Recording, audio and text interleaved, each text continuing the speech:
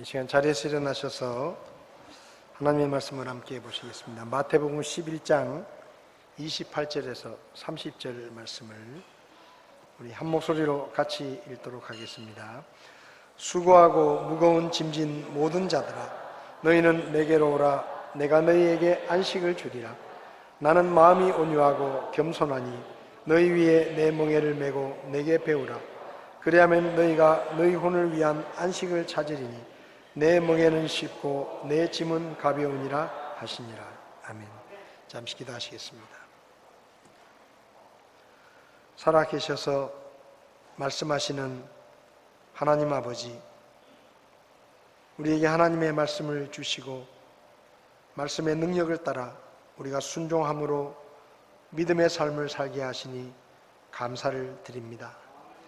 세상이 혼탁해져가는 이 시대 속에서 우리가 하나님의 말씀을 붙들게 하시고 그 말씀에 순종함으로 승리하는 믿음의 삶을 살 수 있도록 저희들을 가르쳐 주시고 저희들을 지혜롭게 도와주시옵소서.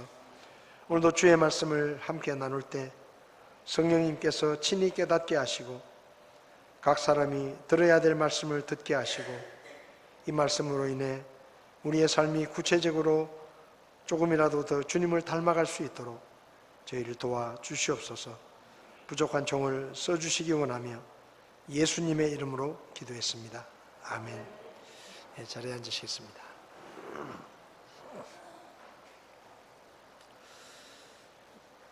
저는 이 마태복음 11장 28절 말씀을 즐겨 묵상합니다. 왜냐하면 이 말씀은 제가 날마다 듣고 싶은 말씀이기 때문입니다.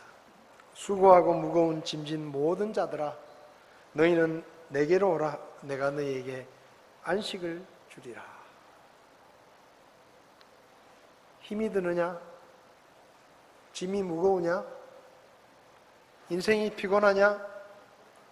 그러면 나에게 오라. 그러면 내가 너희에게 쉼을 주고 참 안식을 주겠다. 이 말은 이 세상 모든 사람이 듣고 싶은 이야기입니다. 예수님은 사람들을 향해서 야, 너희 참 힘들지. 사는 게 만만치 않지. 너희들에게 나름대로 다 무거운 짐이 있을 거야. 그런데 그 짐을 혼자 지고 가려고 하지 말고 나에게 와. 내게 오면 내가 도와줄게 라고 주님께서 말씀하십니다. 사람들은 착각할 때가 많은데 나보다 좀 더 잘 살고 좀 사는 게 편해 보이는 사람을 보면 나는 인생이 너무 힘들고 고통스러운데 저 사람은 참 팔자가 좋아서 아무 걱정 없이 정말 편하게 살고 있구나. 내 인생은 왜 이렇게 힘들고 어려울까? 그렇게 생각하는데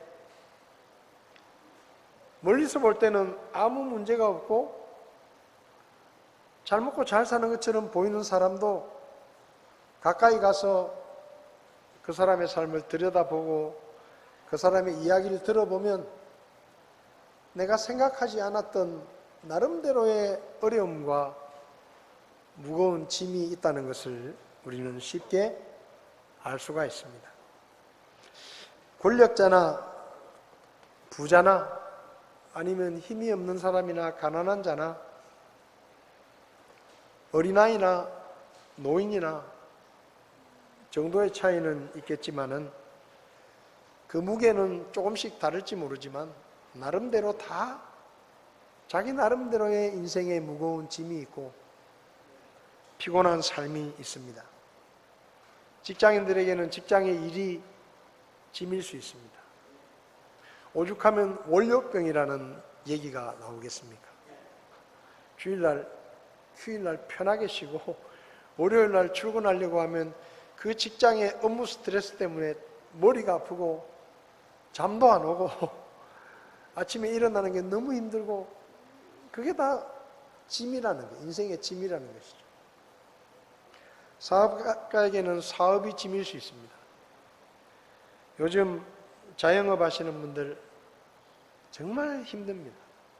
물가는 물가대로 오르고 자기가 파는 식당의 음식값은 마음대로 올리지도 못하고 인건비는 인건비대로 올라가 있고 그래서 참 어떻게 보면 그만두고 싶은데 마땅히 또 할 게 없으니까 어쩔 수 없이 하고 있지만 그 인생의 무거운 짐이 얼마나 무거운지 모릅니다.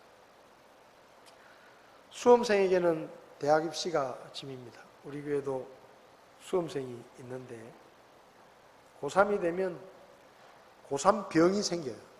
멀쩡하던 사람이 고3이 되면 고3 병이 생깁니다. 옛날엔 그런 말이 없었는데 요즘은 고3 병이라 그래요. 고3이 되면 병이 드는 거예요. 왜 그렇겠습니까? 성적 스트레스, 또 대학에 가려고 하니까 대학 입시가 짓누르는 그 무거운 짐이 있는 것입니다. 그렇게 해가지고 고생을 해서 대학에 들어가면 그러면 그 짐이 벗어지느냐? 그렇지 않습니다. 대학에 들어가면 또 취업 때문에 스트레스를 받고 잠도 안 오고 졸업반이 되면 그래서 일부러 유급을 하고 졸업하기 싫어가지고 1년을 유급하고 2년을 유급하고 진로가 불투명하니까 졸업 자체가 반갑지 않습니다. 그리고 웬만한 회사들은 재학생들에게 이렇게 가점을 주니까 어쨌든 학교의 학적을 유지해야 되니까 2년, 3년 동안 억지로 학교를 다니는 그런 학생들도 많이 있습니다. 때로는 가정 문제가 또 자녀 교육이 인간관계의 갈등과 어려움이 우리의 짐일 수가 있습니다. 경제적인 어려움이나 먹고 사는 것 자체가 힘겨운 사람들도 많습니다. 그나마 몸이라도 건강하면 그래도 이런 짐들을 억지로라도 견디면서 버텨볼 수 있는데 태어날 때부터 건강하지 못한 몸을 가지고 태어나거나 장애를 가진 몸으로 태어나면 다른 사람보다 훨씬 더 무거운 짐을 지고 인생을 살아가게 됩니다. 어떤 사람은 잘못된 만남 때문에 내가 지지 않아도 되는 다른 사람의 짐을 엉겹결에 내가 떠안아서 두 사람 몫의 짐을 지고 피곤하게 살아야 되는 그런 사람들도 있습니다. 평생 일을 하고 고생하며 살았는데 막상 은퇴할 때가 되니까 노후 준비를 하지 못해서 또 인생의 노후에 짐을 지기도 하고 지금이라도 집을 사야 되겠다 하도 정부에서 집값이 올라가니까 대출해 줄 테니까 집을 좀 사시오. 그래서 대출을 받아가지고 집을 샀는데 집값이 떨어지고 이자는 이자대로 갚아야 되고 그 버거운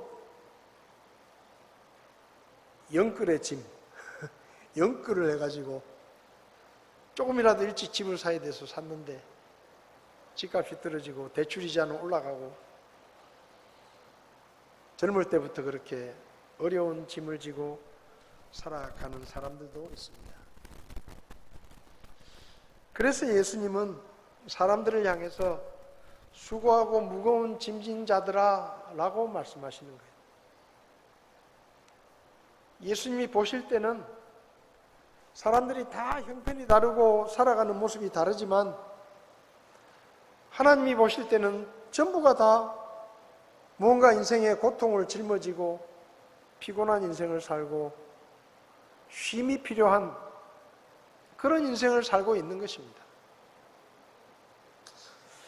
근데 원래 인생이 그랬던 게 아니에요. 원래 사람이 이렇게 피곤하고 먹고 사는 게 걱정이고 원래 그랬던 게 아닙니다. 성경을 보면 하나님께서 처음에 사람을 만드셨을 때 그때는 수고하고 무거운 짐진 인생이 아니라 자유와 안식과 평안을 누리는 아무 걱정할 것이 없는 그런 인생이었습니다. 창세기 2장을 보면 하나님께서 이 세상을 만드실 때 6일 동안 창조하셨는데 6번째 날 마지막으로 창조하신 것이 사람입니다. 나머지를 다 만들어 놓으시고 마지막으로 사람을 딱 만드시고 그것도 사람을 위해서 특별히 에덴 동산을 따로 만드시고 그 에덴 동산에 살게 하셨습니다. 그 에덴 동산은 말 그대로 낙원이었습니다. 그리고 하나님께서 사람을 만드시고 사람들에게 이렇게 말씀하십니다. 내가 다 만들어 놨다. 이 동산에 있는 모든 나무의 열매를 마음대로 너희들이 먹고 살아라. 걱정할 필요 없다. 내가 다 준비해 놨다. 라고 말씀하십니다. 그리고 6일 동안 천지를 창조하셨는데 하나님께서 7째 날에는 아무것도 안 하시고 쉬셨습니다. 그리고 7째 날을 안식일로 복을 주셨는데 하나님에게는 7째 날이 마지막 날 마지막으로 창조된 사람에게는 이 땅에서의 첫째 날이었습니다. 그런데 첫째 날이 쉬는 날이에요. 안식의 날이에요. 일할 필요가 없어요. 먹고 살 게 그 동산에 널려 있습니다. 아무거나 먹고 싶은 거 먹으면 돼요. 하나님이 그렇게 허락을 해주신 겁니다. 에덴 동산에서는 무엇을 입을까? 걱정할 필요가 없어요. 아무것도 안 입고 살았으니까. 아침에 일어나서 옷장을 열고 입을 옷이 없네. 오늘은 뭐 입을까? 그거 고민 안 해도 돼요. 이거 입었다 저거 입었다 땀나게 안 해도 돼요. 그냥 눈 뜨면 일어나서 다니면 돼요. 아무 걱정 없습니다. 무엇을 먹을까? 걱정할 게 없어요. 먹고 싶으면 그냥 아무거나 먹으면 돼요. 무엇을 마실까? 수정 같은 강이 흘러나가니까 거기 가서 그냥 청정수 그냥 마시면 돼요. 아무 걱정이 없어요. 참된 안식과 평안이 있었습니다. 그런데 그 안식과 평안이 그렇게 오래 가지 못했습니다. 마귀가, 하나님을 대적하는 마귀가 와서 사람들에게 거짓말을 합니다. 야, 저 동산 중앙에 있는 선악을 알게 하는 열매를 하나님이 먹지 말라고 했지.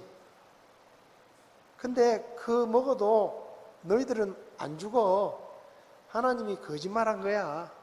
저 열매를 먹으면 너희들도 하나님처럼 지혜로워질 수가 있어.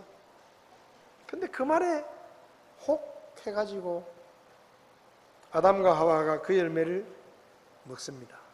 죄를 지은 것이죠. 그 죄의 결과는 너무나 참혹했습니다. 창세기 3장을 보면 16절에 여자에게 그 죄를 지은 벌이 주어집니다.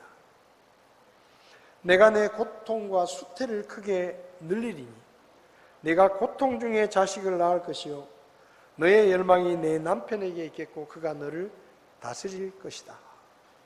여자에게 말씀하십니다. 너 내 말 안 들었기 때문에 죄를 지었기 때문에 너는 앞으로 아기를 낳을 때 죽을 만큼 아플 거야. 하늘이 노랗게 보일 거야. 너는 그런 고통 중에 애를 낳아야 돼. 그 고통을 겪으면서 하나님 앞에 죄를 지었다는 것을 생각해. 그리고 나는 너를 남자와 평등한 존재로 만들었는데 네가 남편 말을 듣지 않고 네 마음대로 죄를 지었기 때문에 앞으로는 네가 남편의 감독을 받을 거야. 남편이 너를 다스릴 거야. 남편이 너에게 잔소리를 해댈 거야.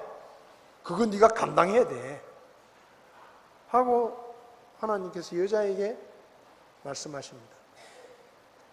남편이 잔소리를 혹시 많이 한다고 생각되는 자매님들이 있으면 그건 남편 탓이 아니에요. 다 내 탓이에요. 다 내 조상 하와 탓이니까 남편 탓하지 말고 방에 들어가서 하와를 탓하십시오. 괜히 아기 낳을 때 남편 머리끄댕이 잡고 머리 뽑지 말고 하와를 탓하라 이 말이에요. 그리고 남자에게는 벌을 내리셨는데 아담아 네가 죄를 지었기 때문에 이 땅이 저주를 받았다. 너 때문에 땅이 황폐해졌다. 그래서 땅이 만만치 않을 것이다.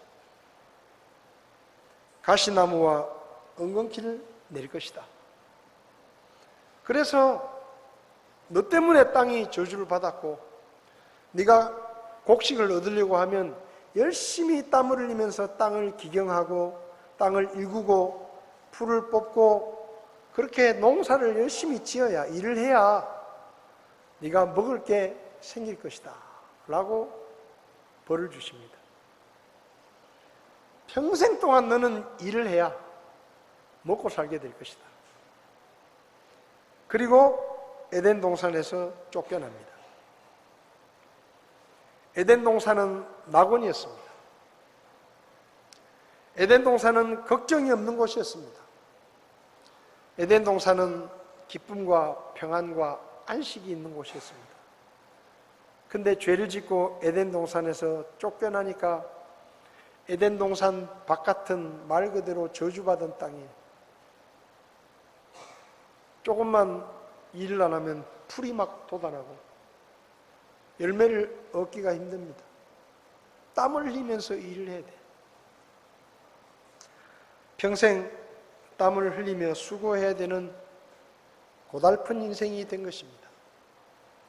하나님이 주신 안식과 평안을 잃어버리고 그때부터 고생스러운 인생의 피곤함이 시작된 것입니다. 욥기 5장 7절을 보면 불티가 위로 날아가는 것 같이 사람은 고생하려고 태어난다. 진리예요, 진리. 사람은 고생하려고 태어난다. 그래서 욥은 말합니다. 이 세상에 복받은 사람이 누구냐? 태어나서 일찍 죽는 사람이 복받은 사람이다. 그보다 더 복받은 사람이 누구냐? 태어나지 않은 사람이다. 오죽하면 이렇게 말하겠어요. 인생은 고생하려고 태어난다. 태어날 때부터 고생이에요. 태어나서 제일 먼저 일어나는 일이 엉덩이를 얻어맞는 일입니다. 애가 태어나자마자 얻어맞아요. 거기서부터 인생은 꼬이기 시작하는 거예요. 피곤합니다. 시편 90편 10절을 보면 모세가 이렇게 말해요. 우리의 횟수의 날들이 70년이요 강건하면 80년인데 그러니까 인생이 70년 살고 건강하면 80을 살 수 있는데 그 인생의 의미가 뭐냐? 수고와 슬픔뿐이다. 인생은 고생밖에 없다. 고생밖에 없다. 여러분의 인생을 한번 생각해 보십시오.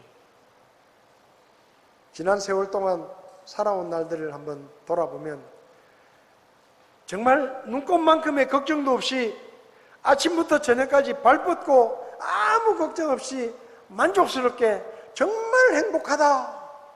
야, 평생 이렇게 살았으면 좋겠다. 그렇게 느낄 만큼 정말로 행복했던 날이 하루라도 있으십니까? 한번 생각해 보세요. 야, 내 인생이 계속 이랬으면 좋겠다. 아무 걱정이 없고 아무 근심이 없고 그랬던 날이 여러분 인생에 하루라도 있어봤냐 이 말이에요. 우리가 아무 생각 없이 살 때는, 어릴 때는 그랬겠죠. 뭣도 모르니까. 뭐 어릴 때 먹고 살 걱정합니까? 빽 울면은 입에 뭐가 들어오는데, 내가 아무것도 안 해도 밤이고 낮이고 간에 빽 울기만 하면 돼. 배고프면 울기만 하면 돼요. 새벽 3시에도 입에 뭐가 들어와. 걱정 없어요. 뭐 똥을 싸도 기저귀를 누가 착 갈아줘요. 자동으로 그냥. 나는 아무것도 안 해도 되는데. 예? 넘어지면 쫓아와서 일으켜주고, 다치면 약 발라주고, 먹을 거 다 갖다 주고, 옷도 사주고, 마트에 가서 장난감이 갖고 싶어서 좀 들어 누워가지고 한 5분 뗐으면 또 이렇게 해가지고 또 장난감 사주고, 뭐 걱정할 게 뭐 있어요. 그럴 때 빼고 이제 조금 머리에 생각이 들고 마음에 좀 욕심이 생기고 그랬을 때부터 지금까지 단 하루도 아무 걱정 없이 아침부터 저녁까지 웃으면서 그냥 하루를 살았던 그런 날들이 돌이켜보면 하루도 없습니다. 그래서 성경이 말하는 거예요. 인생은 고생이다. 사는 게 고생이다. 죄 때문에 안식과 평안을 뺏겼습니다. 그리고 땀 흘리며 고생하는 수고와 고통이 무거운 짐을 지고 하루하루를 피곤하게 살아야 되는 인생이 시작된 거예요. 근데 이걸 사람들은 잘 몰라요. 내 인생이 고달프고 피곤하고 힘든 게 죄 때문이라는 것을 사람들은 모릅니다. 그냥 내가 재수가 없어서 저런 인간을 만나가지고 그때 미스터 김하고 결혼했으면 이보다 나을 텐데 하필이면 저 인간하고 만나가지고 내가 이렇게 개고생을 하는구나. 할 수 없지 뭐, 내가 선택한 건데. 엄마 아빠가 그렇게 반대할 때 내가 정신을 차렸어야 되는데,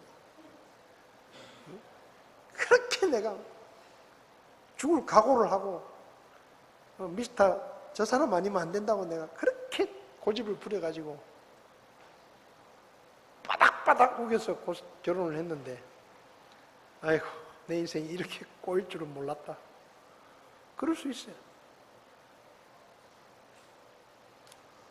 근데 하나님은 아십니다.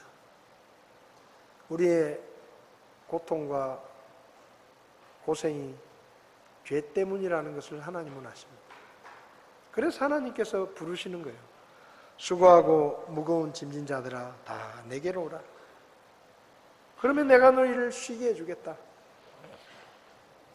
여러분, 이 말은 아무나 할 수 있는 말이 아니에요. 하나님만 하실 수 있는 말씀이에요. 이 세상에 누가 세상 모든 사람을 향해서 힘든 일이 있습니까? 돈이 필요합니까? 사는 게 어렵습니까? 다 나에게로 오시오.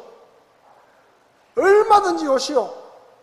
내가 여러분의 짐을 책임지고 여러분의 짐을 해결해주고 안식과 평안을 주겠소. 그렇게 말할 사람이 누가 있겠어요? 2,542억 달러, 320조 5,480억. 이게 한 사람이 가진 재산이에요. 세계 최고의 부자인 일론 머스크라는 사람입니다. 이 사람이 가진 재산이 320조 5,480억이에요. 혹시 여러분 중에 1조 가지신 분이 있습니까? 저에게 조금만 나눠주세요. 혼자 다 쓰지 마시고. 혹시 여러분 중에 1,000억 정도 가진 분 계세요? 아니, 솔직하게 얘기해도 괜찮아요. 320조 5,480억. 와, 정말 대단한 사람이에요. 이 사람은 주식값이 오르면 하루에도 수천억, 1조, 10조가 금방 늘기도 하고, 주식값이 떨어지면 하루아침에 20조, 30조가 빠지기도 해요. 재산이 왔다 갔다 합니다. 근데 이 사람이 만약에 TV에 나와가지고 힘든 사람 있습니까? 어려운 사람 있어요? 다 오세요. 다 누구든지 오세요. 내가 도와줄게요. 그렇게 말을 했다고 칩시다. 그래서 그 말을 듣고 전 세계 사람이 81억 2,557만 6천 명 정도 되는 사람이 전부 이 머스크를 찾아간다고 해보세요. 오라며, 도와준다며, 도와줘, 나 힘들어. 그러면 이 일론 머스크가 한 사람당 얼마씩 줄 수 있느냐? 39,449원을 줄 수 있어요. 저 아프리카에서 비싼 비행기표 사가지고 찾아갔어요. 돈 준다며, 다 오라며. 39,440원밖에 못 줍니다. 왜? 다 줘야 되니까. 그런데 이 사람이 누구든지 오세요. 다 오세요. 그렇게 말할 수 있겠어요? 그렇게 말 못해요. 한 사람당 기껏 4만 원 남짓되는 돈을 줄 수 있는데 어떻게 수고하고 무거운 짐진 모든 자들아 다 내게로 오라. 내가 해결해 줄게. 괜히 그런 말 했다가 돌에 맞아 죽어요. 며칠 못 살고 죽을 거예요. 오라며, 준다며. 기껏 4만 원 주려고 불렀어. 내가 당신 만나러 온다고 몇백만 원을 썼는데 4만 원밖에 안 돼. 그럼 죽는 거예요. 여러분, 이 말은 아무나 할 수 있는 말이 아닙니다. 사람은 할 수 없는 말이에요. 근데 하나님께서 말씀하십니다. 수고하고 무거운 짐진 자들아 다 내게로 오라. 근데 이 말씀은 한 시대의 사람들에게만 하시는 말씀이 아니에요. 지금 살고 있는 81억 2,557만 6천 명의 사람들에게만 하는 말이 아니라 이 말씀은 옛날에 살았던 과거의 사람들, 지금 살고 있는 사람들, 앞으로 미래에 태어나게 될 모든 세대, 모든 사람들을 향해서 하나님께서 하시는 말씀입니다. 인생이 힘드냐? 삶이 고달프고 짐이 무거우냐? 그러면 다 나에게로 와라. 내가 책임진다.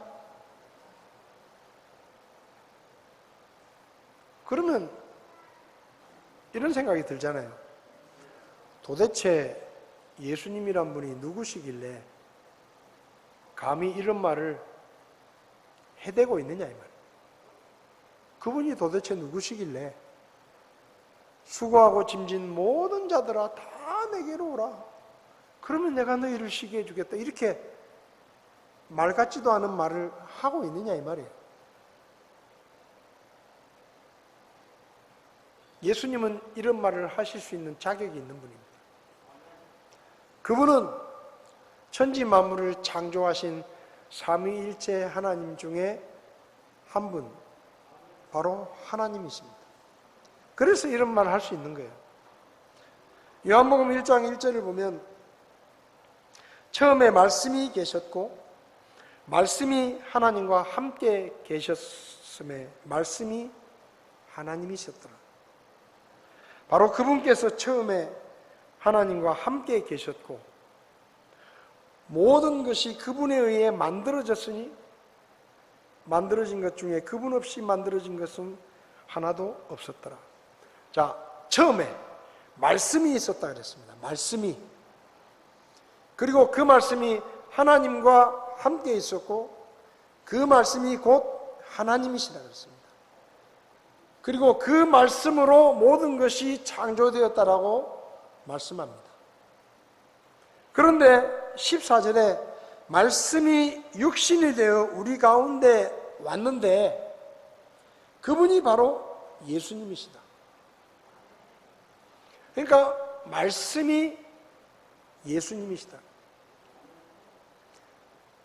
하나님이란 분이 계시는데 아버지 하나님이란 분이 계시고 성령 하나님이 계시고 그 다음에 말씀 하나님이 계신다 이 말이에요.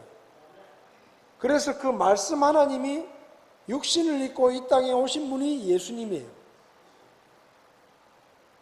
자, 그런데 창세기 1장 전체를 보면 하나님께서 말씀으로 천지 만물을 창조하십니다.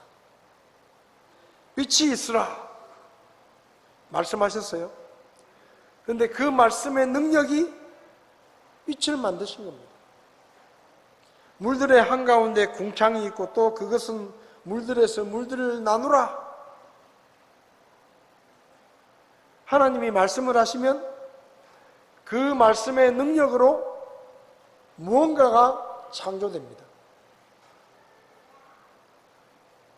이 말씀을 요한복음 1장하고 같이 연결을 해가지고 해석을 해보면 하나님은 말을 하셨어요. 하나님은 말씀을 하셨어요. 그게 하나님이 하신 일이에요. 그런데 하나님의 입에서 나온 말씀이 누구라고요? 예수님이에요. 그 말씀이 가서 모든 것들을 만드신 거예요. 하나님은 그냥 말씀을 보내신 거예요. 그런데 그 말씀이신 예수님이 가서 동물도 만들고 식물도 만들고 해도 만들고 우주를 만드신 겁니다. 그러니까 천지 만물을 창조하신 능력이 말씀이신 예수님에게 있는 거예요. 여러분, 지금 하나님의 말씀이 우리에게 있습니다. 이 말씀이 누구라고요? 예수님이에요. 말씀이 하나님과 함께 계셨고 그 말씀이 곧 하나님이시다. 여러분, 지금 우리가 가지고 있는 이 말씀이 그냥 종이에 적힌 글씨가 아니라 능력이다 이 말이에요. 능력이에요. 이 말씀의 능력이 천지 만물을 창조하신 거예요. 그러니까 천지 만물을 창조하신 능력이 하나님이 혼자서 만드신 것이 아니라 아버지 하나님은 말씀을 보내셨고 말씀이신 예수님이 가서 천지 만물을 만드신 거예요. 그러니까 예수님은 천지 만물을 창조하신 창조주 하나님이십니다. 그분이니까 말씀하시는 거예요. 수고하고 무거운 짐진 모든 자들아, 다 오고 싶은 사람은 전부 다 나에게로 와라. 그러면 내가 책임진다. 요한복음 8장 58절에서 예수님이 이렇게 말씀하십니다. 진실로 진실로 내가 너희에게 이르노니 아브라함이 있기 전에 내가 있었다. 유대인들이 깜짝 놀랐습니다. 자기들의 믿음의 조상인 아브라함은 아주 옛날 사람인데 근데 예수님이 자기 눈앞에 있는 예수님이 이 사람들아 내가 너희들이 믿음의 조상이라고 말하는 그 아브라함보다 훨씬 더 앞에 있었던 존재야 라고 말하니까 유대인들이 깜짝 놀란 거예요. 저게 미쳤구나 저게. 지가 뭔데 우리 믿음의 조상인 아브라함보다 나이가 많다고 떠들고 있어 라고 얘기하는 거예요. 근데 예수님의 말씀이 거짓말이 아니에요. 그분은 하나님이십니다. 아브라함보다 훨씬 더 먼저 계셨던 영원 전부터 계셨던 하나님이십니다. 요한복음 10장 30절에 예수님이 말씀하십니다. 나와 내 아버지는 하나다. 나와 너희들이 믿고 있는 아버지 하나님은 하나야. 똑같은 존재야. 이때도 유대인들이 난리가 났습니다. 요한복음 14장 9절을 보면 빌립이라는 제자가 우리에게 하나님을 보여주십시오 라고 요구합니다. 그때 예수님이 대답하십니다. 야, 내가 이때까지 너희들과 같이 있었는데 나를 본 사람은 하나님을 본 것인데 왜 하나님을 보여달라고 말하느냐? 내가 하나님이야. 나를 봤으면 그게 하나님을 본 거야 라고 책망하십니다. 침례 요한과 제자들도 예수님이 하나님의 아들이시라고 고백했습니다. 침례 요한이 뭐라 그랬죠? 내가 보고 이분이 하나님의 아들이심을 증언했다. 베드로가 말합니다. 주는 그리스도시요 살아계시는 하나님의 아들이십니다. 예수님만 그렇게 말한 게 아니에요. 예수님과 함께 있었던 지냈던 제자들도 결국은 함께 지내면서 예수님이 하나님의 아들이시라는 것을 깨닫게 되고 그렇게 고백한 겁니다. 심지어 마가복음 15장 39절을 보면 예수님을 십자가에 못 박아 죽게 만들었던 로마 군대의 백부장, 100명의 부하를 거느린 사람, 그 백부장의 부하들이 예수님을 십자가에 못 박아 죽였어요. 그런데 예수님께서 십자가에 못 박혀 계시는 동안에 여러 가지 일들이 일어났는데 그 일들을 보고 예수님이 십자가에서 다 이루었다고 운명을 하셨는데 그때 이 백부장이 이 사람은 예수님과 아무 상관이 없는 사람이에요. 예수님을 십자가에 못 박아 죽인 사람이에요. 근데 이 백부장이 예수님이 돌아가시는 장면을 보고 야, 저 사람은 진짜 하나님의 아들이었구나 라고 인정을 합니다. 원수들도 인정을 하는 거예요. 누가복음 1장 32절을 보면 하나님의 천사가 마리아에게 요셉에게 와서 예수님에 대해서 이야기를 합니다. 근데 천사가 이렇게 말해요. 그가 크게 되고 가장 높으신 이의 아들이라 불릴 것이다. 네가 임신을 해서 낳게 되는 그 아이는 하나님의 아들이시다 라고 천사가 이야기합니다.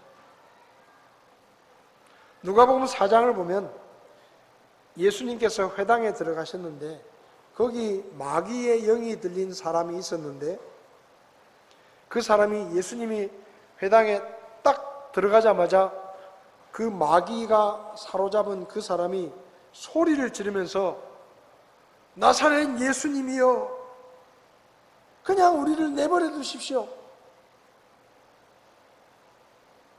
우리가 당신과 무슨 상관이 있습니까?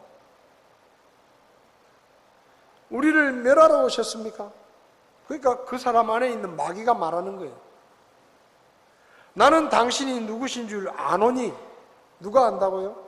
마귀가. 나는 당신이 누구인 줄 압니다. 단번에 알아보는 거예요. 단번에. 곧 하나님의 거룩한 이십니다. 여러분, 예수님이 하나님이시라는 것은 예수님 자신뿐만 아니라 제자들뿐만 아니라 천사들뿐만 아니라 심지어 마귀까지도 예수님을 딱 보고 단번에 내가 당신을 아는데 당신은 하나님의 아들입니다 라고 말하는 거예요.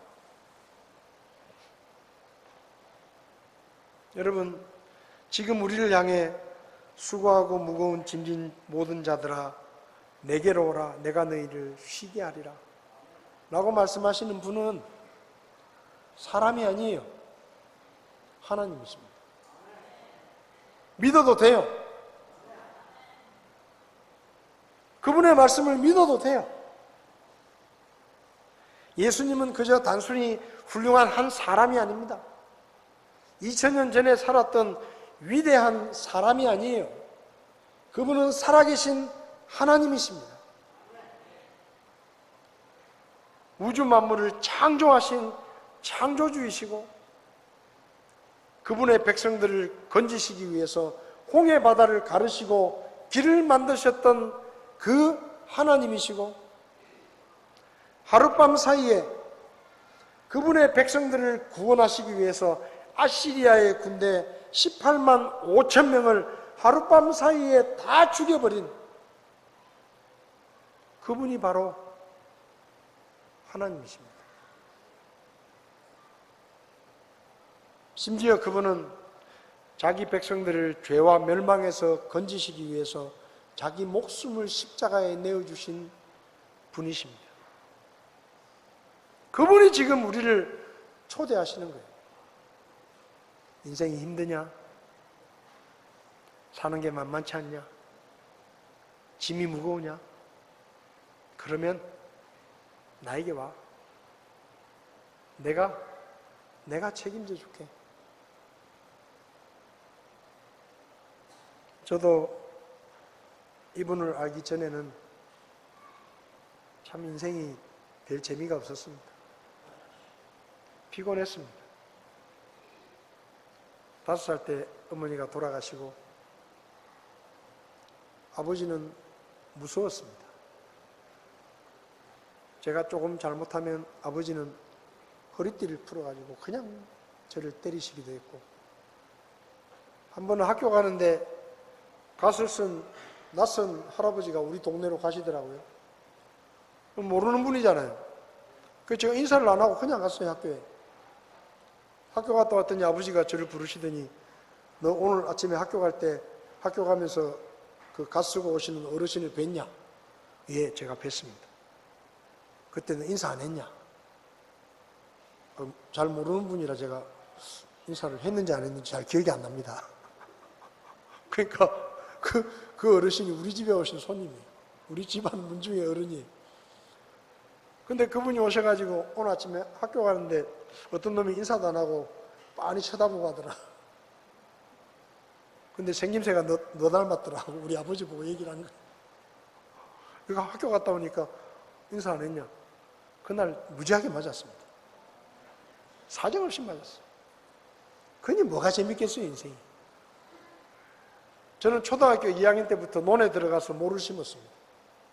거머리가 막 다리에 붙어가지고 거머리가 뜯기면 논에 들어갔다가 나와가지고 그 거머리 뜯어내가지고 어릴 때부터 소 끌고 가서 소 키우고. 그게 재밌겠어요? 요즘 아이들한테 말하면 재밌겠다 이러지만 그 인생이 피곤한 거예요. 어릴 때부터 소 키우다가 소를 잃어버려가지고 직사기 얻어맞고, 소 풀어놓고 그냥 졸았는데 소가 없더라고요. 그 집에 가서 신나게 얻어맞았죠. 나중에 소가 또 알아서 오대요. 근데 좀 일찍 오지, 다 맞고 나니까 오대. 그랬습니다. 좋은 일이 없었어요. 초등학교 3학년 때 부산으로 이사를 했는데 그때도 별 재미가 없었어요. 인생이 그냥 그저 그랬습니다. 그래서 그때 제가 썼던 글들을 보면 다 말 그대로 회색빛입니다. 회색빛. 재미가 없어요. 오죽하면 중학교 1학년짜리가 아리스토텔레스 책을 들고 학교 가가지고 그걸 읽고 앉아 있었겠어. 할 게 없으니까. 그러다가 예수님을 믿게 됐어요. 고등학교 1학년 때 복음을 들었습니다. 야, 정말 그 복음을 듣고 저는 깜짝 놀랐어요. 그때까지는 나를 사랑해주는 사람이 별로 없다. 이게 제 생각이었습니다. 조금만 잘못하면 얻어맞고, 큰형님하고는 20년 차이가 나고, 누님들도 다 나이가 차이가 많이 나니까 재미가 없어요. 아무도 나를 사랑해주는 사람이 별로 없다. 늘 어두웠습니다. 근데 예수님께서 십자가에서 나를 위해 죽으셨대요. 저는 그 말이 저에게는 말 그대로 충격이었습니다. 하나님이란 분이 나를 사랑하셔서 십자가에 내 대신 못 박혀 죽었다. 그 얘기를 듣고 저는 정말 깜짝 놀랐습니다. 나에게도 사랑해 주시는 분이 있구나. 심지어 자기 목숨까지 내주신 분이 나에게도 있구나. 그 얘기를 듣고 저는 깜짝 놀랐습니다. 얼마나 울었는지 모릅니다. 그때 제가 결정한 게 있어요. 나를 위해서 자기 목숨까지 내어주실 수 있는 분이라면 이분은 내가 무조건 믿고 따라가야 된다. 이런 분이라면 나는 무조건 이분을 믿고 따라가야 된다. 제가 그날 그렇게 결정을 했습니다. 근데 그 결정을 하고 예배당 문을 열고 탁 나갔는데 세상이 완전히 다른 세상이 돼 있었어요. 하늘이 얼마나 아름다운지, 그 햇살이 얼마나 따뜻하게 느껴지는지, 교회당 들어갔을 때 하고 문을 열고 나갔을 때 완전히 다른 세상이에요. 세상이 내 것 같았어요. 진짜 말 그대로 걱정, 의심이 하나도 없었어요. 마음의 짐이 싹 내려가는 거예요. 아, 그 말로 설명이 안 돼요. 수고하고 무거운 짐진 자들아, 내게로 오라. 내가 너희를 쉬게 하리라. 물론 예수 믿고 나서도 어렵고 힘들 때가 있었습니다. 무거운 짐을 지고 살 때도 있었습니다. 근데 그때 저는 별로 고민하지 않았어요. 어깨 위에 짐이 생기면 그냥 가는 거예요. 앞에 가서 하나님, 요거 좀 맡아 주이소. 난 모릅니다. 저는 신경 안 쓸 테니까 하나님 갖고 오라고 해서 내가 갖고 왔으니까 알아서 하십시오. 죽이든지 살리든지. 그리고 그냥 던져놓고 다시 저는 웃으면서 갑니다. 알아서 하시라. 맡기라면서요. 베드로전서 5장 7절 같이 읽어보겠습니다. 너희의 모든 염려를 그분께 맡기라. 그분께서 너희를 돌보시느니라. 누가요? 우리가 우리의 짐을 맡기면 누가 우리를 돌보신다고요? 하나님께서 우리를 돌봐주신다. 하나님이 오늘 아침에 우리를 초대하십니다. 야, 혼자서 고민하지 마. 혼자 짐지고 가려고 하지 마. 나에게 와. 나에게 맡겨. 여러분은 어떻게 하시겠어요? 저는 매일마다 갑니다. 매일마다 갑니다. 어떻게 보면 제가 저를 생각해도 뻔뻔스러울 만큼 뻔질나게 갑니다. 뭐 하나 생기면 가요. 그냥 앞뒤 생각 안 하고 갑니다. 하나님, 여기 또 있어요. 또 하나 생기면 가서 여기 또 하나 있네요. 또 생기면 하나님 미안합니다. 오늘 많네요. 그냥 왜? 그렇게 하라 그랬으니까. 근데 신기한 게 있어요. 그거 들고 가서 탁 놓고 나오면 싹 내려가요. 싹 내려가요. 어떤 분이 저보고 내가 이 목사님을 한 20년 알았는데 화내는 걸 한 번도 본 적이 없다. 그렇게 저한테 얘기를 하더라고요. 왜 없겠어요? 근데 별로 없으니까 기억이 잘 안 나서 그렇겠지만, 근데 제가 원래 그런 사람이 아니었어요. 저도 화 많이 냈습니다. 욕도 많이 하면서 살았습니다. 정말 잘했습니다. 욕을 아주 찰지게. 제가 새로 만들어낸 신조어도 많았습니다. 저도 화를 많이 냈어요. 아버지 닮아가지고. 보고 배웠으니까. 근데 제가 이만큼 변한 게 왜 변했느냐? 이 말씀 때문이에요. 짐이 생기면 맡길 때가 있으니까 별로 화가 안 나더라고요. 맡길 때가 없을 때는 정말 내가 화가 났는데, 짐이 생겨도 믿고 맡길 때가 있으니까, 가서 하소연할 때가 있으니까, 가서 내려놓을 때가 있으니까 제 마음이 많이 편해진 거예요. 인간이 된 거예요, 인간이. 여러분, 오늘 아침에 하나님께서 초대하십니다. 짐이 있으시면 가지고 나오십시오. 고민이 있으시면 가지고 나오세요. 피곤하게 만드는 것이 있으면 가지고 나오세요. 그러면 주님이 주시는 기쁨과 평안을 누리게 될 것입니다. 다 눈을 감으시겠습니다.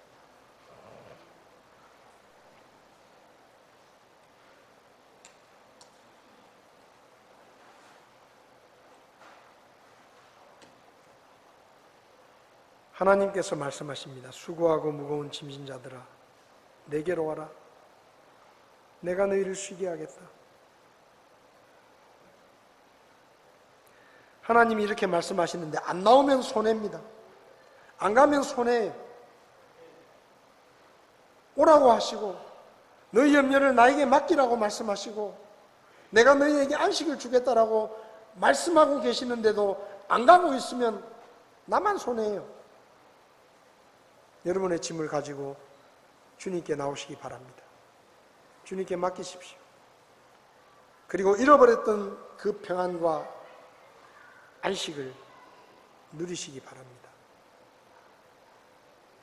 수고하고 무거운 짐진 자들아, 반주 나올 때 여러분 인생에 짐이 있으십니까? 피곤함이 있으십니까? 주님께서 우리를 부르고 계십니다. 목사님, 제가 너무 어렵고 힘든 짐이 있습니다. 근데 오늘 아침에 말씀을 들으며 제가 이걸 하나님께 맡기지 못하고 제가 지고 가고 있었던 어리석은 모습을 알게 됐습니다. 하나님께 내려놓겠습니다.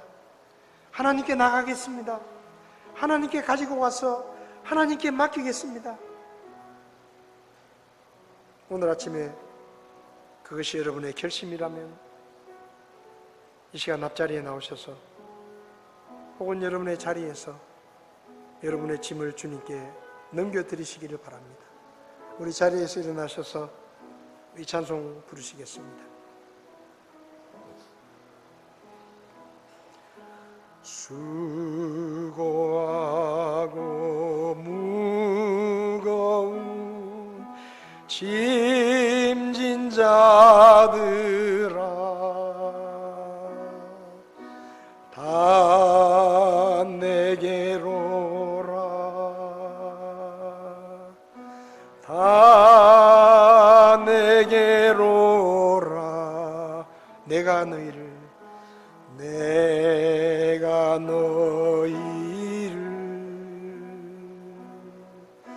쉬게 하리라. 내가 너희를 쉬게 하리. 수고하고 무거운 짐진 자들아, 수고하고 무거운 짐진 자들아, 다 내게로 오라. 다 내게로 오라. 내가 너희를 쉬게 하리라. 내가 너희를 쉬게 하리라. 내가 너희를 쉬게 하리. 찬송을 멈추시고, 짐이 무거우십니까? 인생이 피곤하고 힘드십니까? 주님께로 나오십시오. 앞자리에 나와서 주님, 제 짐을 맡아주십시오. 주님께 맡기겠습니다. 주님께 맡기시기 바랍니다. 그 자리에 앉으셔서 하나님, 제 인생의 무거운 짐을 주님께 맡깁니다. 제 삶의 짐을 주님께 드립니다. 저를 피곤하게 만드는 고난과 근심과 걱정, 이 시간 주님께 맡깁니다. 주님 맡아주십시오. 주님이 책임져 주십시오. 주님께 내려놓으시기 바랍니다. 그리고 주님이 주시는 기쁨과 평안을 누리시기를 바랍니다. 주님께서 우리를 초대하고 계십니다. 혹시 여러분 가운데 목사님, 제가 교회는 왔지만 아직 예수님을 믿지 않습니다. 구원받지 못했습니다. 제 마음에 참 평안과 기쁨이 없습니다. 저도 예수님을 믿고 구원받기 원합니다.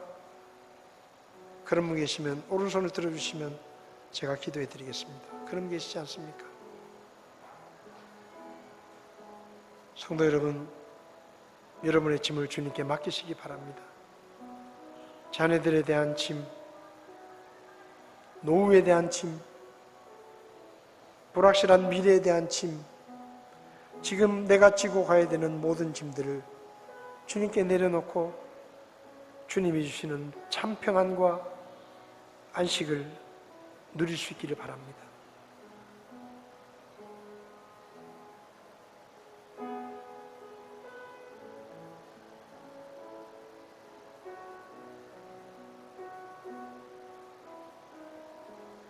하나님 아버지, 하나님을 알지 못하고 무거운 죄의 짐과 인생의 짐과 근심과 걱정의 짐과 죽음 이후에 두려움의 짐을 지고 살아가고 있을 때 우리를 찾아오시고 수고하고 무거운 짐진 모든 자들아 다 내게로 오라, 내가 너희를 쉬게 하리라고 초대해 주시고 그 초대에 믿고 순종했을 때 우리에게 구원의 감격과 참된 안식을 허락해 주신 것을 감사합니다. 여전히 우리에게 짐이 있습니다. 근심이 있습니다. 그렇지만 그 짐을 맡길 하나님이 계시다는 것을 잊지 않게 하시고 주님께 나가 그 짐과 그 무거운 짐들을 다 맡기고 주님이 주시는 기쁨과 평안을 누리며 살아갈 수 있게 저희들을 도와주시옵소서. 우리를 이렇게 초대해 주셔서 감사합니다. 짐을 벗을 수 있는 자리가 되어주심을 감사합니다. 믿음으로 주님께 나가 참된 안식을 누리는 우리 모두가 되게 도와주시옵소서. 예수님의 이름으로 기도했습니다. 아멘. 예배를 마치겠습니다.